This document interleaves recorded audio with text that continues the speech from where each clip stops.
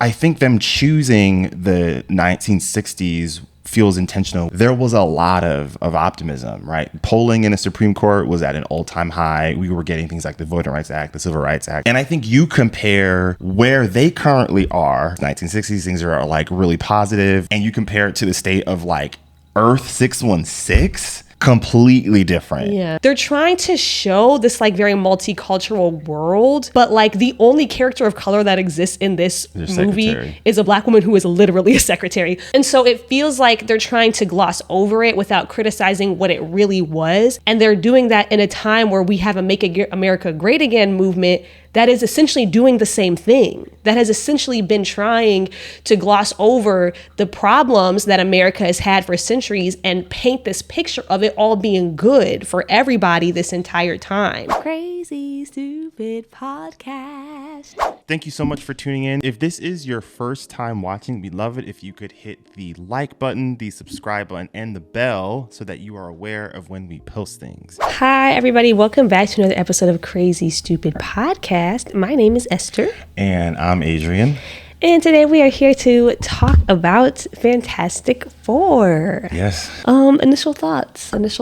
Still really good. I did enjoy the film. I have a few hangups, but I did enjoy the film. Mm-hmm. I thought the characterization of Reed, Pedro Pascal as Reed, was done really, really well. I will say about Johnny Storm, I really like that actor.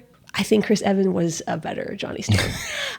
The first watch, I was like, something isn't sitting. I just didn't know what it was about the character.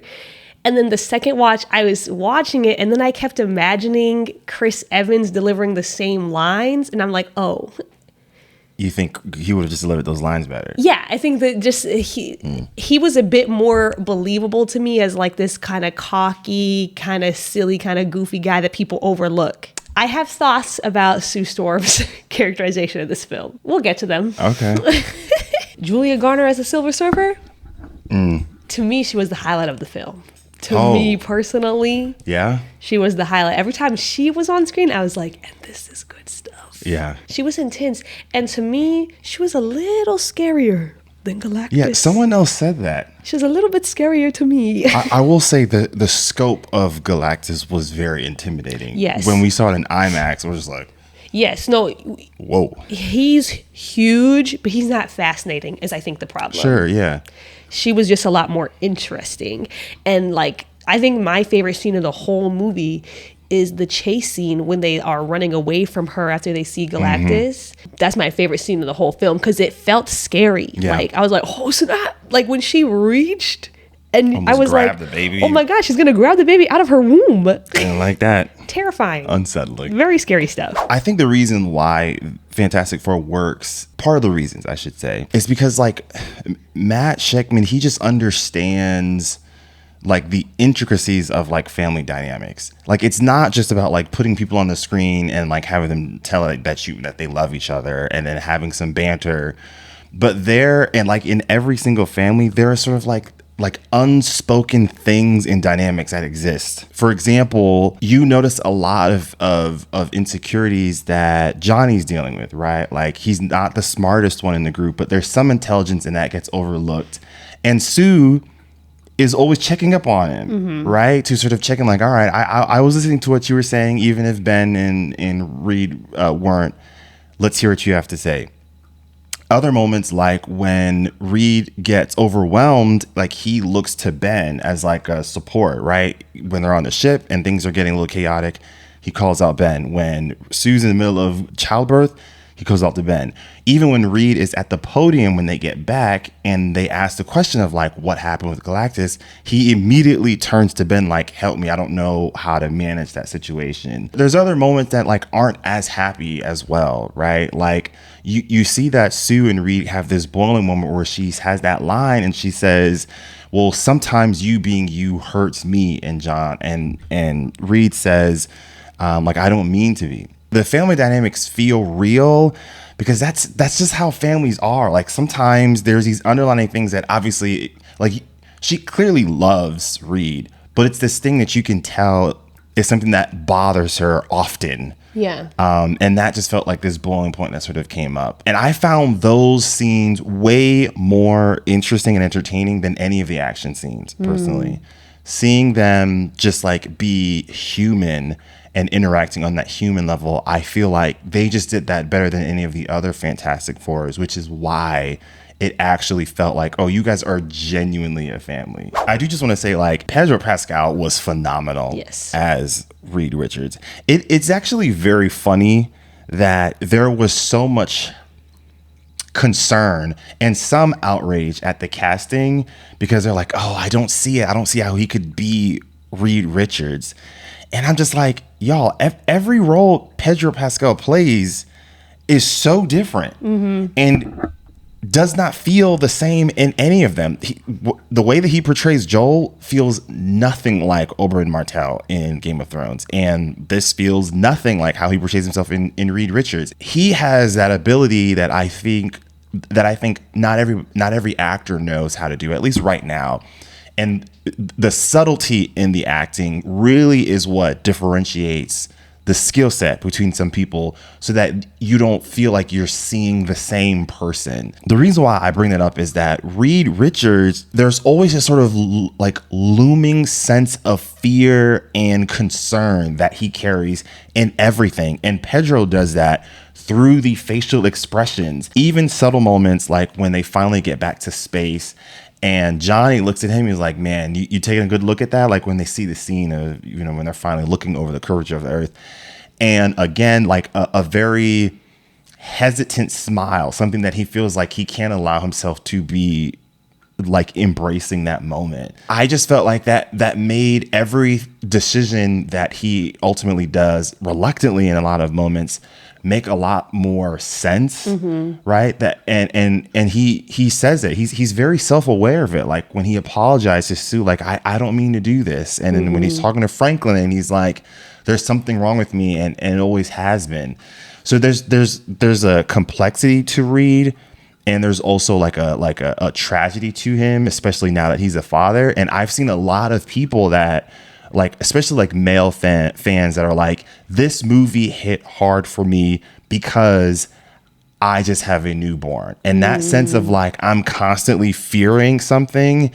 A lot of my guy friends say the same thing, either now that they just have a newborn or when they had their newborn, they're just up at night, just worrying. So him portraying that, I feel like they portray that parenting dynamic very well. I fear I'm going to sound like the too woke friend for much of this podcast. Oh boy, okay. I liked Sue Storm's storyline in the film. Like, I thought that the scene that they had where she was in labor during the fight scene, I thought like that was very riveting to watch.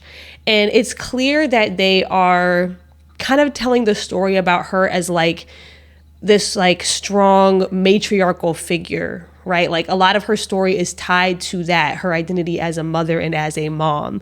And I, on premise, do not have a problem with that. I truly do not have a problem with that. And I thought that there was a lot of beautiful scenes that showed like how much of her strength was tied to her love and her care for her child. I also think that she played a matriarchal role on the team writ large. Even like her role as like a negotiator when they show how she was able to get, that deal with the mole man. Yeah. When we see her negotiation style play out in real time, it's not that of like a hardline tough negotiator. Again, it's very parental. Like the role that she plays in that scene is very parental. The way that she's having to intervene between the mole guy and Reed and Johnny, and then even the way that he responds to her when they leave, it all felt very matriarchal to me. The scene at the end was very beautiful when she takes her force field and she's like, using all of her strength and might and like putting her body on the line, like risking her life to save her child. Here is where I had like just questions. I am just in a time right now where I'm perhaps reading into our media a little bit too deeply in the context of everything else that's happening in our world. Sure. And I am, very open to hearing other viewpoints on this. I feel like the timing of this specific story for this specific character and the role that she plays in this film is really interesting. This idea of like risking it all for the child, this idea of like one of her major contributions to this film and the team is being a mother.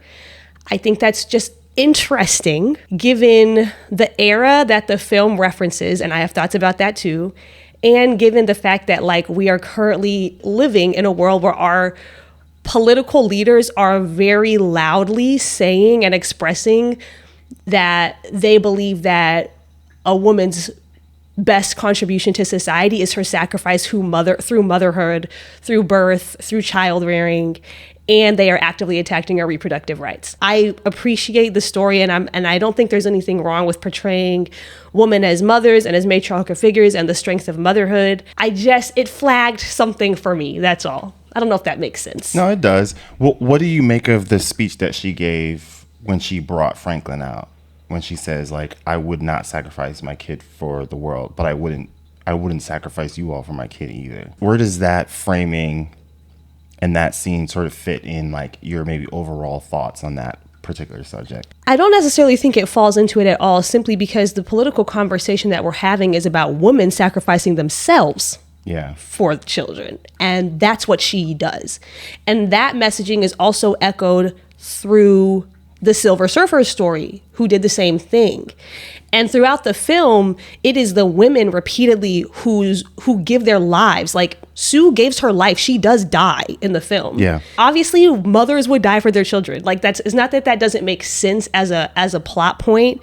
I just think that taking into account the way that Sue is characterized on the film overall, tied to that plot point specifically, tied to the politics that we're having about reproductive rights, about women in the workplace, all of that together, it just gave me like questions. The fact also that like it is the child that like gives her a second chance at life is also like something. Like that's also something that women are told about, like this idea of like, yeah, you make these great sacrifices, but like your child saves you. You're making sense. Yeah. It's so interesting because I interpreted some of the things with like Silver Surfer a little bit differently. That it's a little bit more so tied into like the overarching MCU theme. But I found the story plot for Fantastic Four actually very fitting because this being the movie that takes us into Doomsday makes perfect sense, specifically with the way that the plot was written in Fantastic Four.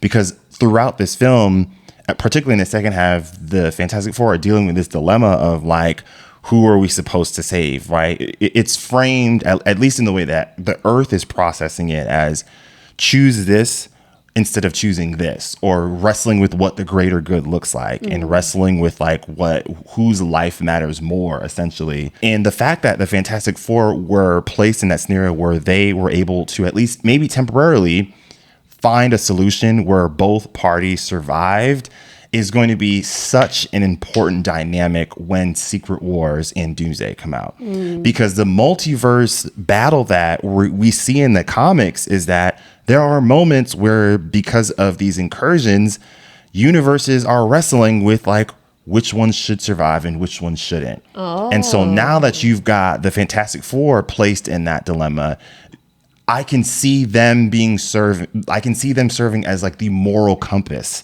And maybe they lose, but you can see how them winning in this story plot will crystallize that moral compass when these multiversal conversations are going to be coming up, especially Sue Storm. I think they were planting some hints for people like Reed Richards, maybe being a little bit more conflicted, but Sue obviously being the one that sort of saved the day, so to speak, and also like never wavering that like it is possible for us to save both. That's going to be something that I wonder if not everyone will be able to grasp that. You contrast that to Silver Surfer when she also felt like she wasn't able to do both, and then she ends up working for Galactus. Seeing all of that, I'm so curious to see like how those dynamics will play into the new Avengers films, because who knows how 616 will react, right? Yeah. Especially with them just getting back their universe from Thanos, or how the X-Men universe might react and how they play into it. And they've had to deal with things like with the events of Deadpool and Wolverine or in Days of Future Past. Like, how are all of those dynamics going to play into who believes that their universe should be the one to survive, and how do they wrestle with that moral dilemma? So I found that for some people, they might feel like the story plot was too simplistic, but it actually works perfectly to set up a more complicated moral dilemma that we'll get in the next 2 Avengers films. I really like that perspective. That was something else that now that you say that, something that I liked about the film that I think also plays to that. The role that science plays in this film and the ways that it is used. Like, it's very clear in this film that like science is heroic and the scientists are the heroes. Like the way that they go about saving the world isn't just through like brute force. It's through like their scientific exploration and progression. And I feel like the film does a really good job of showing that like when greed is not a factor, like scientific exploration is limitless, and like the problems that you can solve are limitless. Like there is so much that you can do and achieve when science is just allowed to exist as a means of progress for the greater good rather than a means of like material gain. In the face of this conflict, they are extremely calm because they're grounded by their belief in logic. They're like, there is a way to logically solve this problem, and all we have to do is get to work and do it. I think them choosing the 1960s feels intentional with some of the things that we're both describing here, because in our world in 1960s, there was a lot of optimism, right? Polling in the Supreme Court was at an all-time high. We were getting things like the Voting Rights Act, the Civil Rights Act. And I think you compare where they currently are and their framing of their universe, 1960s, things are like really positive. Like there's a lot of joy in that world. And you compare it to the state of like Earth 616, comparing the Fantastic Four's universe to where Earth 616 is right now brought me entirely back to the story that Nick Fury gives to Captain America in Winter Soldier when he's talking about like the decline and degradation of society. And he shares about like his grandfather used to be like very joyful, always saying hi to people, and they'd say hi back. Then as years went on, the neighborhood got tougher.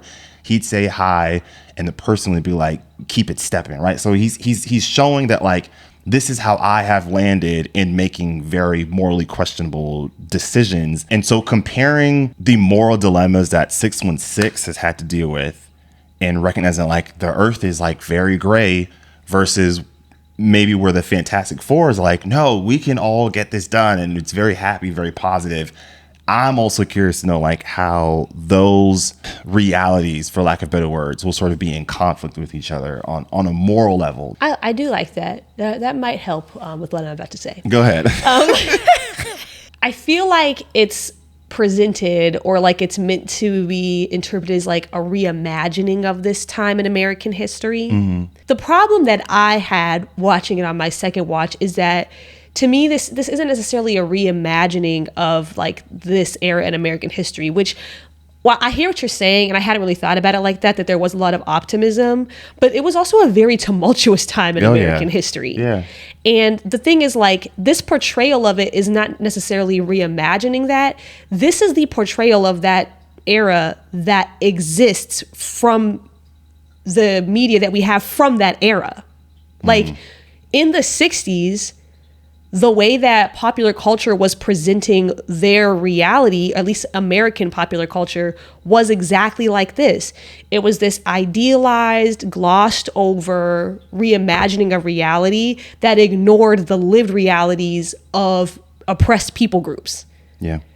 And this film adopts that completely, and I feel it adopts it without criticizing what it actually was. And I kept comparing this to The Incredibles because on the low, like, it was low-key the same. I don't think that's a bad thing. Like, and some of it's not their fault because, like, it's not the Fantastic Four's fault that The Incredibles also has an elastic person, a person who has invisibility and force fields, you know. But there was also a whole bunch of other similarities. Like, the time period was similar. The baby thing is similar. There's a mole man in that, too, you know. There's, like, lots of similarities. But one thing that I think that The Incredibles did a little bit better in their adoption of that era. They obviously reimagined it in a way too, right? Like we don't deal with like the same sort of racial dynamics in the 60s of The Incredibles that we know existed in real life, but they're really clear in the films that inequities exist, right? Like the issues that Mr. Incredible is having in his day-to-day life highlight that with like the insurance stuff. I can't remember all the details, right? I also think like the simple presence of a character like Frozone and his wife is just a call out. It's just a reminder of like, hey, this is different. And this is one big reason why this is different. But you contrast that though to this, what they did in the Fantastic Four, wherein like they're trying to show this like very multicultural world. But like the only character of color that exists in this movie is a black woman who is literally a secretary. I hear you. And so it feels like they're trying to gloss over it without criticizing what it really was. And they're doing that in a time where we have a Make America Great Again movement that is essentially doing the same thing, that has essentially been trying to gloss over the problems that America has had for centuries and paint this picture of it all being good for everybody this entire time. And so again, I just found myself just having questions about like the way that they told the story and the time that they told the story and when they released it. I think I watched Screen Crush that made an interesting point that I hadn't really thought of it that way. But like 60s, you've got 60s and even some 70s, you know, JFK and then Lyndon B. Johnson, MLK trying to like push like war on poverty and like trying to end poverty for society, right? If you were to add this anomaly like Reed Richards into that equation with the moral compass that he has, right? Like there's no desire for greed. It's just like progressing society, essentially, at least the way that it's sort of portrayed here. You could effectively solve that. And so if you continue on the high of some of these like monumental moments that occurred in the 60s, while also connecting Reed into that equation of, you know, creating technology for the sake of the betterment of everyone.